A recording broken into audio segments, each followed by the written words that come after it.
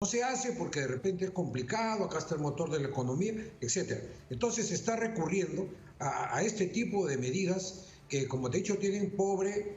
impacto epidemiológico, pero si las sumas, contribuyen de todas maneras al plan de mitigación, contención. Igual, el plan Taita no es un programa central en la lucha contra la pandemia, pero sin embargo existe periféricamente como un programa de apoyo. Igual el otro, Amachay, también es un programa que va a ayudar a las personas con cierto grado de discapacidad, no es central en la lucha, pero también ayuda. De tal suerte que la estrategia es con un eje central, que es la cuarentena focalizada, lo que se está haciendo en 34 distritos del Perú y en 5 departamentos, pero que no se aplica en Lima, tal vez por razones económicas, etcétera, que eso está para seguirlo debatiendo y convencer a las personas que deciden, porque es también necesario. Ahora, con respecto al tema, y regresando al tema en concreto de los domingos, porque yo decía, bueno, de repente alguien va a recomendar por ahí que la gente en sus casas use mascarilla dentro de su propia casa, no lo sé, obviamente tiene que ser recomendación, no puede nadie obligar, ¿no es cierto?, a hacerlo dentro de el espacio, pues, privado, pero sí le preguntaba porque además no van a ser domingos de inamovilización como antes, ¿no? Va a haber delivery, o sea, sí va a haber cierto movimiento, va a haber delivery de medicamentos, de abarrotes, de alimentos y de productos de primera necesidad. Esto entonces relaja incluso un poco más lo que ya teníamos antes en los primeros meses, ¿no? Sí, exacto, Sigrid. Mira, poco a poco, a pesar que ya ha transcurrido un buen tiempo, estamos descubriendo algunas nuevas medidas que son necesarias, porque aún no terminamos de conocer de manera completa al SARS-CoV-2, causante de esta enfermedad. De tal manera que, fíjate, sí es importante también el uso de la mascarilla en la casa. Recuerda que uno viene de la calle y a unos más que otros de repente se descuidan en sus medidas personales para evitar el contagio y es importante no llevar el virus a la casa. Por lo tanto, es recomendable que en lo que se pueda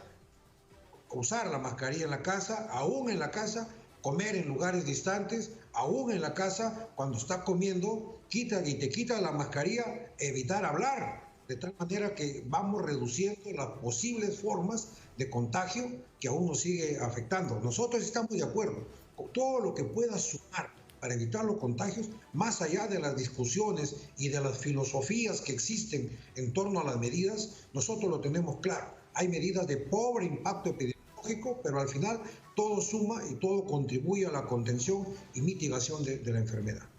Sobre el tema de los niños, porque esto es otra situación que, por ejemplo, muchos vimos no necesariamente se cumplía, de que el rango de distancia de la vivienda del pequeño sea de 3 kilómetros, tampoco se cumplía que los paseos sean solo de media hora, tampoco se cumplía que salieran los chicos, ¿no es cierto?, y no se juntaran con nadie más, porque al contrario, los papás sacaban, ¿no es cierto?, a todos sus hijos del vecindario y se juntaban entre los más pequeños, pero ok, vamos a regresar a los paseos restringidos para menores y es una realidad que ya hay 81 niños que han fallecido por la COVID-19 y varios cientos más que están siendo portadores de la enfermedad. Entonces,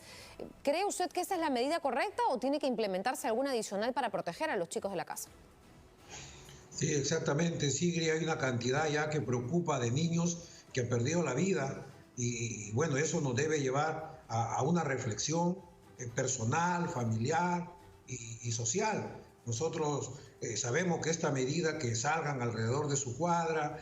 un tiempo menos de 30 minutos, más que no tiene una forma de controlar ni de verificar que se pasaron a otra manzana que tiene más de 30 minutos, eso más que nada apunta ya a la responsabilidad de los padres o del tutor. Lo ideal incluso hubiese sido, considerando que estas medidas están planteadas para 2 o 3 semanas, esa es la proyección, y esperamos que en esas 2 o 3 semanas se agregue medidas centrales. Estas medidas de 2 o 3 semanas, incluso lo correcto hubiese sido que no salgan los niños ni los adolescentes. Sin embargo, en el ánimo de no